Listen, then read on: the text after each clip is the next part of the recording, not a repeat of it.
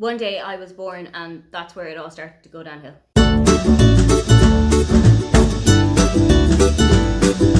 Hi, welcome, come on in. My name is Aoife and today I am taking the birth year book tag, which is appropriate because tomorrow is my birthday. This was created by Olly from Criminally Olly, and I found this to be such a weirdly interesting way to take a look at the year you were born, the year you turned 18, and how that has kind of influenced your reading and your life. We start already with the question 1. Have you read any books that were written in the year that you were born? I was born in 1992, and I actually haven't read that many books that were written then. There's a very high chance that I have read Welcome to Dead House by R.L. Stine, which is one of the Goosebumps books.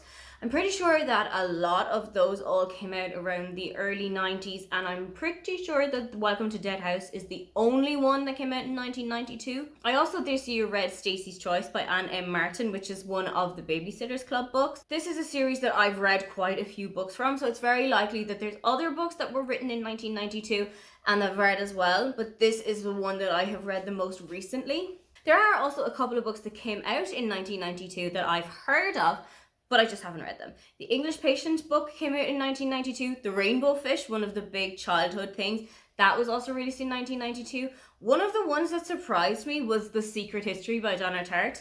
I don't know why, but I feel like that was a much more contemporary book. I feel like that came out in 2010, around that year. But no, Secret History is just as old as I am. Question 2, have you read any books that came out the year that you turned 18? I turned 18 in 2010 and I read loads of books that were written in that year. I think among the favourites is Mockingjay, which is the second book of the Hunger Games trilogy. Room by Enna Donoghue is probably my favourite book that came out that year. I will always remember how struck by it and how spellbound I was and how kind of creeped out that I was reading it, finishing up on a train going into London, and then getting off the train and feeling so open to the world and so exposed to everyone that was passing me by.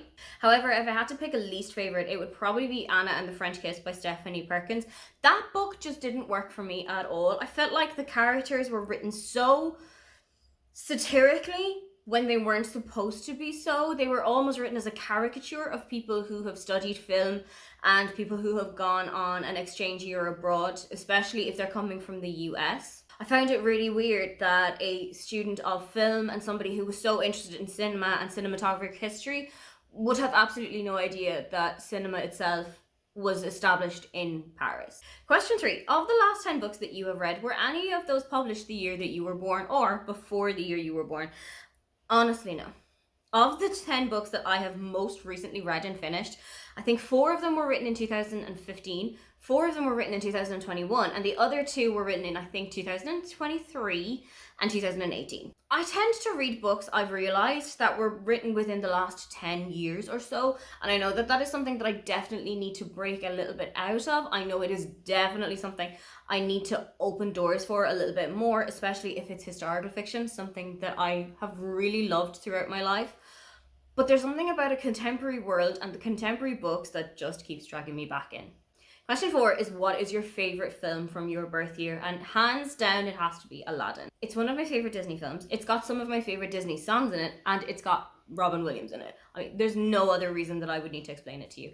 I feel like we should really get to see the entire reel of Robin Williams just ad-libbing. I know that they just brought him into the voice booth one day and told him to just go for it. Say whatever was coming to his mind, and he ad-libbed and improvised so much stuff that they could have had an entire other film just based on that alone. I feel like what the people really deserve is seeing the uncut picture of that. As I said though, it has got one of my favourite Disney songs in it. It has got A Whole New World, which is just one of the best songs in the Disney catalogue. Back a couple of years ago for the 25th anniversary of Aladdin, Brad Kane and Lea Salonga, who did the singing voices for Aladdin and Jasmine, came on to Good Morning America with Alan Menken behind the piano and sang it again. And I swear if you close your eyes, it's like it was 25 years previously. There's no change in the tone and the timbre of their voices. It is perfect. And also, if you look at Lea Salonga, she hasn't aged in the 25 years since Aladdin came out back then, which is not as much as I can say for myself. Finally, what is your favourite film from the year that you turned 18 and why? And I do have a couple of favourite films from that year. I don't think I have a specifically straight away one, One that will always tear my heart into pieces is Toy Story 3. I think everybody around my age has seen that scene, has it embedded into their memory, almost burned into their memory, almost incinerated in their memory. And one that makes me cry every single time I've watched Toy Story, and I've rewatched the films a couple of times. It just gets me crying every single time.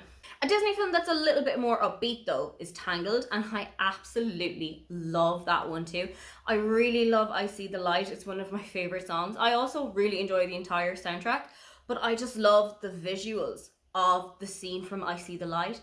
I really love stars. I really love the moon. I'm a really big night sky type of girl.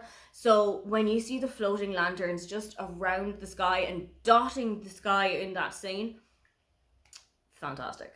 Of the other films that came out in 2010, one of my highlights is Easy A. I love the breakfast scene where Olive is speaking to her parents about what's happening at school and about how things are not exactly going her way. And then her younger brother comes into the room, or is sitting there at breakfast as well, and talking about how he was adopted. And Stanley Tucci, love of my life, does this phenomenal performance of, how the hell did you know this? Who told you? How did you figure this out? When the parents are white and their son is black, so it is completely and evidently obvious that the child was adopted. I absolutely adore that film. I go back to it time and time and time again, mainly for Stanley Tucci. Those are all of my answers to the birth year book tag. I'm actually going to tag a couple of my friends that I know have had birthdays recently or who have birthdays coming up. So I would love to see this tag done by Amelia from Amelia Barlow Books and by Daniela from Only For a Page. If you've also got your birthday coming up too, I'd love to see you doing this as well. If you would love to leave me a comment but you can't think of anything that you'd like to say, then just leave me the party hats emoji. Don't forget to like and subscribe because I have new videos up every week. Now, get on out of here.